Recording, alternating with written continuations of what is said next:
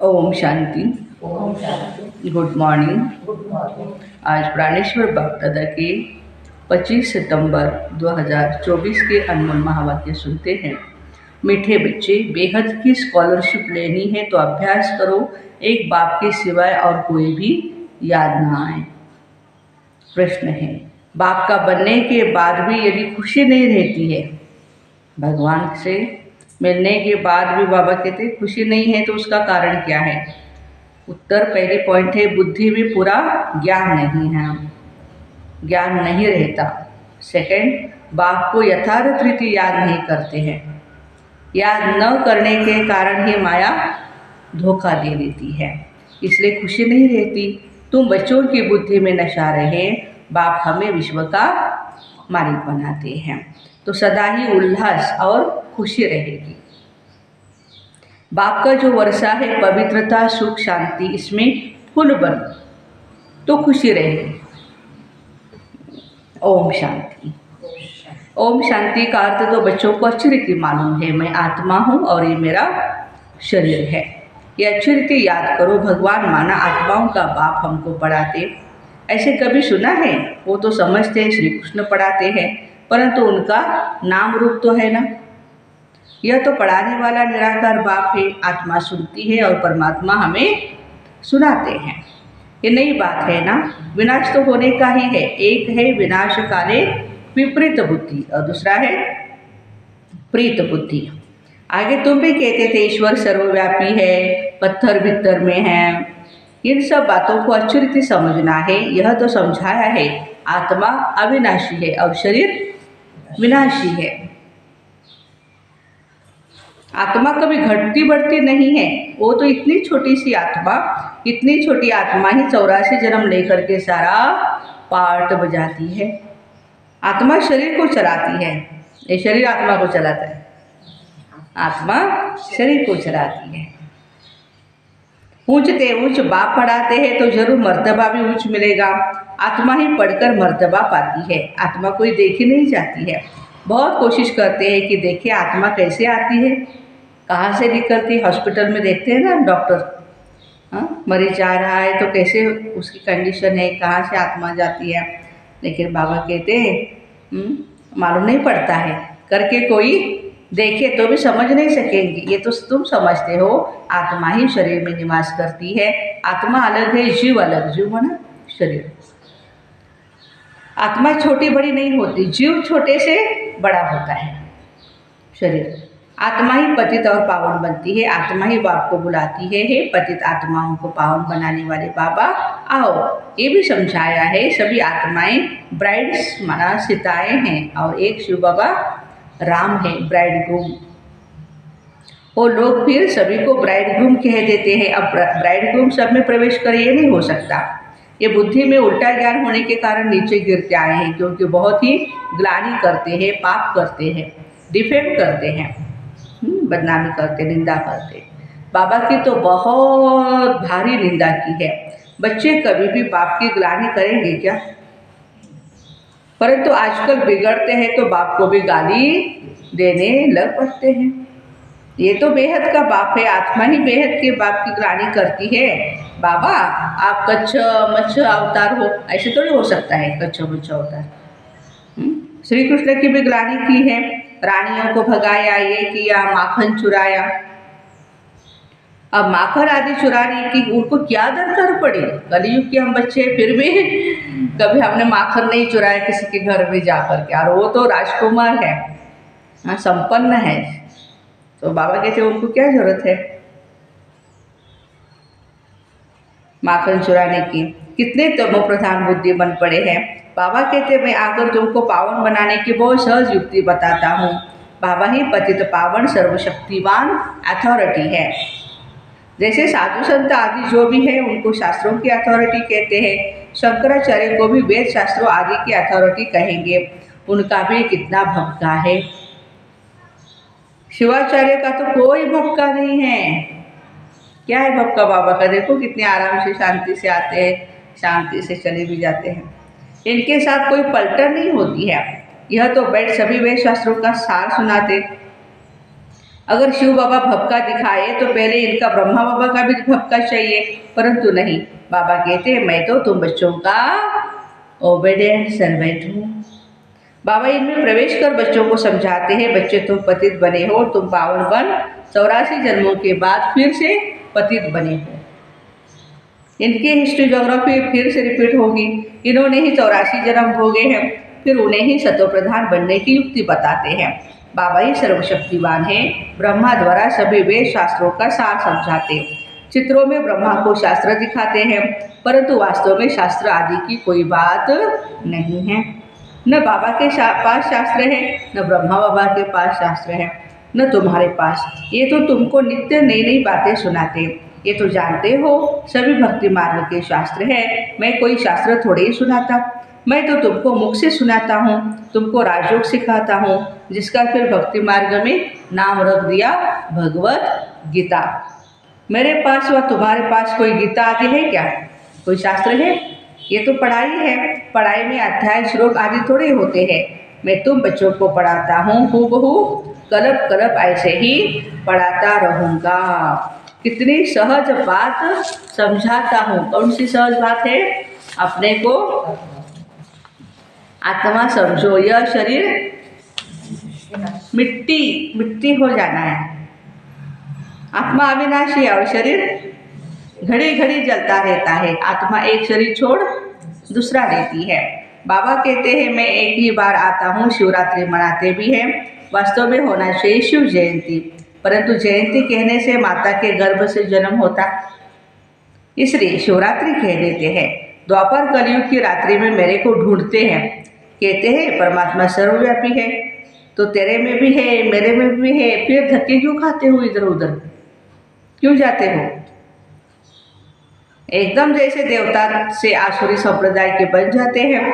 देवताएं कभी शराब पीते हैं क्या? पीते हैं? बिल्कुल नहीं। वही आत्माएं फिर गिरी है, शराब आदि पीने लग पड़ी है।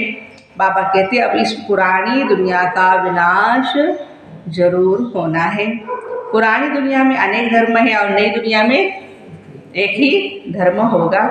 एक से अनेक धर्म हुए, फिर एक जरूर होना है। मनुष्य तो कह देते हैं कलयुग में अभी 40,000 वर्ष पड़े हैं। इसको कहा जाता है घोर अंधियारा। ज्ञान सूर्य प्रगटा, अज्ञान अंधेर विनाश। मनुष्यों में बहुत अज्ञान है। बाप ज्ञान सूर्य ज्ञान सागर आकर देते हैं तो तुम्हारा भक्ति मार्ग का अज्ञान मिट जाता है। तुम बाप को याद करते करते पवित्र बन जाती हो, खाद निकल जाती है।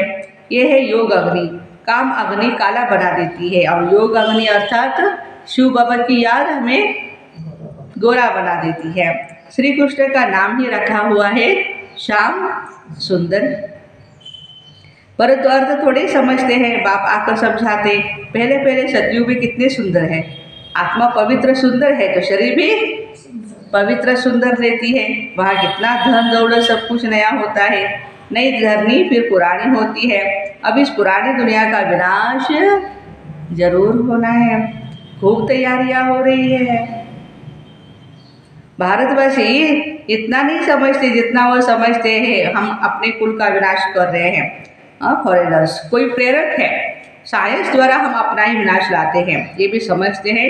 क्राइस्ट से 3000 वर्ष पहले भारत पैराडाइज था। इन गॉड गॉडेज का राज्य था। भारत ही प्राचीन था। इस राजयोग से लक्ष्मी नारायण ऐसे बने थे। वह राजयोग फिर बाप ही सिखलाते हैं। सन्यासी सिखला नहीं सके। आजकल कितनी ठगी पड़ी है। बाहर में जाकर कहते हम भारत का प्राचीन योग सिखाते, फिर भी और फिर क्या कहते अंडा खाओ, शराब पियो, कुछ भी करो। अब वो कैसे राजयोग सिखला सकेंगे? मनुष्यों को देवता कैसे बनाएंगे? बाबा समझाते हैं आत्मा कितनी ऊंच है। फिर पुनर्जन्म लेते लेते सतो प्रधान से तमो प्रधान बन पड़ी। अब तुम फिर से स्वर्ग की स्थापना कर रहे हो। वहाँ दूसरा कोई धर्म नहीं होता। अब बाप कहते हैं नर्क का विनाश तो जरूर होना है। यहाँ तक जो आए हैं वो फिर स्वर्ग में जरूर जाएंगे। शिव बाबा का थोड़ा भी ज्ञान सुना तो स्वर्ग में जाएंगे जरूर। फिर जितना पढ़ेंगे, बाबा को याद करेंगे, उतना ही ऊंच पद पाएंगे। अभी विनाश काल तो सबके लिए है, विनाश काल ये प्रीत बुद्धि जो है सिवाय बाप के और कोई को याद नहीं करते हैं, वही उच्च पद पाते हैं। इसको कहा जाता है बेहद की स्कॉलरशिप। इसमें तो रेस करनी चाहिए, यह है ईश्वरीय लॉटरी। एक तो याद, दूसरा दैवी गुण धारण करने हैं और राजा रानी बनना है तो प्रजा भी बनानी है। कोई बहुत प्रजा बनाते हैं और कोई कम बनाते हैं। प्रजा बनती है सर्विस से, म्यूजियम प्रदर्शनी आदि में ढेर प्रजा बनती है। ये समय तुम पढ़ रहे हो, फिर सूर्यवंशी चंद्रवंशी डायनेस्टी में चले जाएंगे। यह है तो ब्राह्मणों का कुल, बाप ब्राह्मण कुल एडॉप्ट कर उन लोगों को पढ़ाते हैं। ब्राह्मण कुल एडॉप्ट कर फिर बाबा हमें पढ़ाते हैं। बाप कहते हैं मैं एक कुल और 2 डायनेस्टी स्थापन करता हूँ। देखो एक ब्राह्मण कुल है और डायनेस्टी सूर्यवंशी और चंद्रवंशी है।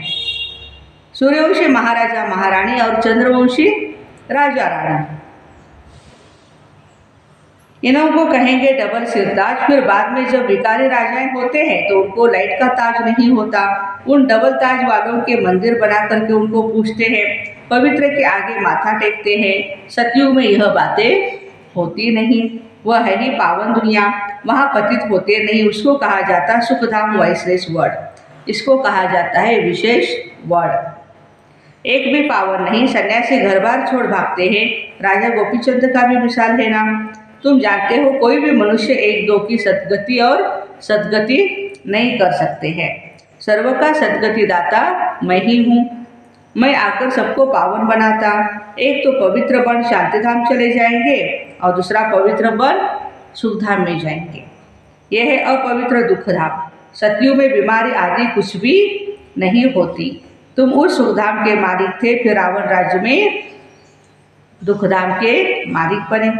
बाबा कहते कल्प कल्प तुम मेरी श्रीमत पर स्वर्ग स्थापन करते हो, नई दुनिया का राज्य लेते हो, फिर पतित नरकवासी बनते हो, देवता ही फिर भिखारी बन जाते हैं और फिर वाम मार्ग में चले जाते हैं। मीठे मीठे बच्चों को बाप ने आकर के परिचय दिया है, मैं एक ही बार संगम युग पर आता हूँ। मैं युगे युगे तो नहीं आता, कल्प के संगम युगे आता हूँ, न कि युगे युगे। कल्प के संगम पर क्यों आता हूँ? क्योंकि नरक को स्वर्ग बनाता हूँ। हर 5000 वर्ष के बाद आता हूँ। कई बच्चे लिखते भी है, बाबा हमको खुशी नहीं रहती है, उल्लास नहीं रहता है। अरे बाप तुमको विश्व का मालिक बनाते, ऐसे बाप को याद कर, तुमको खुशी नहीं रहती? तुम पूरा याद नहीं करते हो तब तुम्हारी खुशी ठहरती नहीं है। पति को याद करने से कितनी खुशी होती है। बाबा याद दिला रहे माताओं को, और वो तो पतित बनाते हैं, बाबा तो डबल सिरताज बनाते हैं, उनको याद करके खुशी नहीं होती। बाप के बच्चे बने हो तो फिर भी कहते हो खुशी नहीं, पूरा ज्ञान बुद्धि में नहीं है, याद नहीं करते हो। इसलिए बाबा कहते माया धोखा दे देती है। बच्चों को कितना अच्छे से समझाते, कल्प कल्प समझाते हैं। आत्माएं जो पत्थर बुद्धि बन पड़ी है उनको मैं पारस बुद्धि बनाता हूँ। नॉलेजफुल बाबा ही आकर के नॉलेज देते हैं, वह हर बात में फुल है। परमात्मा ज्ञान का सागर, शांति का सागर फुल है। वो प्यूरिटी में भी फुल है, प्यार में भी फुल ही है। ज्ञान का सागर, सुख का सागर, प्यार का सागर। ऐसे बाप से तुमको ये वर्षा मिलता है। ऐसा बनने के लिए तुम यहाँ आते हो। मास्टर प्यार का सागर, शांति का सागर, आनंद का सागर बनने के लिए हम यहाँ आए हैं। बाकी वह सत्संग आदि तो सब है भक्ति मार्ग के, उनमें एम ऑब्जेक्ट कुछ भी नहीं है। इसको तो गीता पाठशाला कहा जाता है, वेद पाठशाला नहीं होती है, गीता पाठशाला। गीता से नर से नारायण बनते हो। भगवत गीता सुनने से हम नर से, खाली सुनने से नहीं, सुन करके वो धारण करेंगे, उतना हम नर से नारायण बनते जाएंगे। जरूर बाप ही बनाएंगे ना। मनुष्य मनुष्य को देवता बना न सके। एक तो बात कही, मनुष्य को कभी गति सद्गति नहीं दे सकते, और दूसरा देवता भी नहीं बना सकते। बाबा बार बार बच्चों को समझाते, बच्चे अपने को आत्मा समझो। यही भूल होती है हमारी। हाँ, अपने आप को भूल जाते हैं तो बाबा को भी भूल जाते हैं, नॉलेज को भी भूलते हैं। अपने को आत्मा समझो, तुम कोई देह थोड़ी हो, ये तो विनाशी है, विनाश हो जाने वाला है। आत्मा कहती है मैं एक शरीर छोड़ दूसरा लेती हूँ। अच्छा, मीठे मीठे सिकिल दे बच्चों प्रति माता पिता बाप दादा का याद प्यार और गुड मॉर्निंग। रूहानी बाप की रूहानी बच्चों को नमस्ते।